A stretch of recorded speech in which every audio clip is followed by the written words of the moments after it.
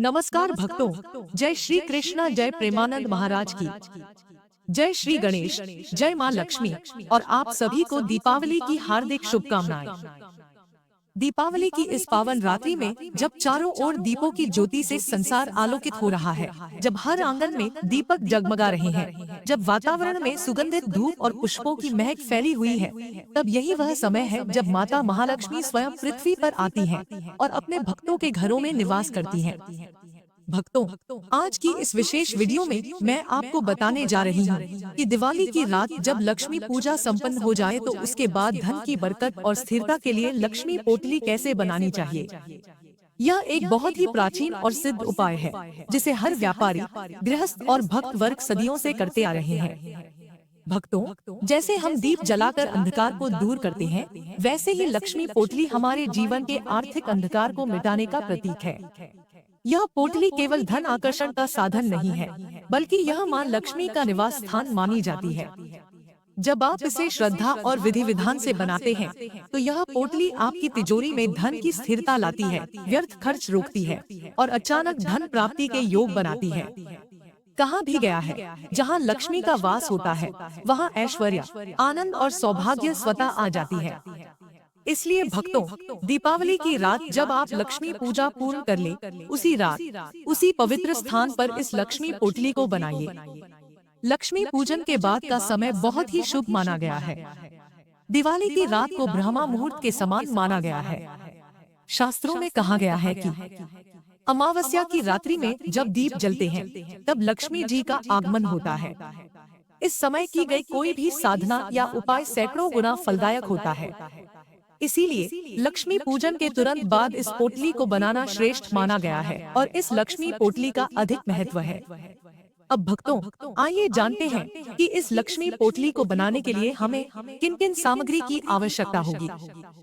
यह सारी सामग्री आपको घर पर भी मिल जाएगी और यदि न मिले तो किसी भी पूजा सामग्री की दुकान से आप इसे आसानी से खरीद सकते हैं।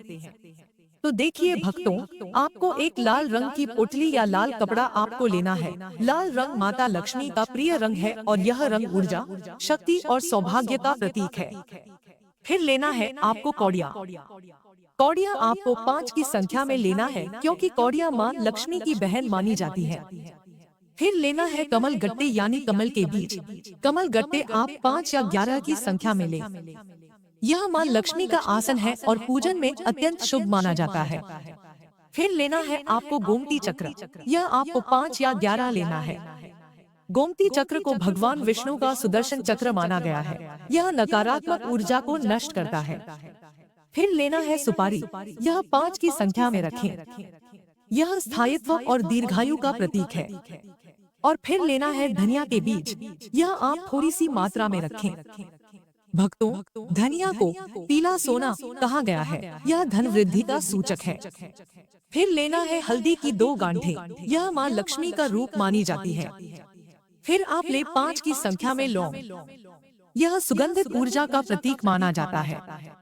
फिर आपको इलायची लेनी है। यह भी आपको 5 की संख्या में लेना है। यह शुभता और सौभाग्य का संकेत है। अंत में आपको चांदी या 1 रुपया का सिक्का जो भी उपलब्ध हो, उसे श्रद्धा से रखें। इसके अतिरिक्त यदि आप चाहें तो पूजा में चढ़ाए गए पुष्प, अक्षत, चावल या दक्षिणा भी इसमें रख सकते हैं। चलिए अब जानते हैं इस पोटली को बनाने की विधि। भक्तों, जब आपने सारी सामग्री अपने सामने रख ली हो, तो एक लाल रंग का कपड़ा या पोटली लीजिए। सबसे पहले उस कपड़े को अपने पूजा स्थान पर बिछाइए और उस पर गंगाजल छिड़ककर शुद्ध कर लीजिए। इसके बाद दोनों हाथ जोड़कर मां लक्ष्मी का ध्यान कीजिए और मन में संकल्प लीजिए। हे माता लक्ष्मी, इस पोटली में मैं आपके प्रिय तत्वों को समर्पित कर रहा हूँ या रही हूँ। कृपा करके इस पोटली में अपना वास करें और मेरे घर में स्थायी समृद्धि प्रदान करें। अब एक एक करके सारी सामग्री इस पोटली में डालते जाएं।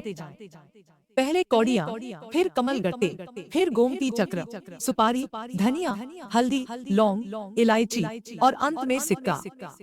हर वस्तु डालते समय श्री हरि क्ली श्री सिद्ध लक्ष्मी नमः मंत्र का जाप करें।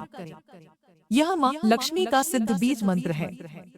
आप चाहें तो इस मंत्र का 5 या 11 बार जाप करते हुए पूरी पोटली को भर सकते हैं। भक्तों, एक ध्यान रखने योग्य बातें, मंत्र बोलते समय मन शांत रखें और कोई भी वस्तु टूटी या खराब नहीं होनी चाहिए। पोटली पूरी बनने के बाद उसे दोनों हाथों में लेकर प्रणाम करें और 3 बार जय मां लक्ष्मी कहें।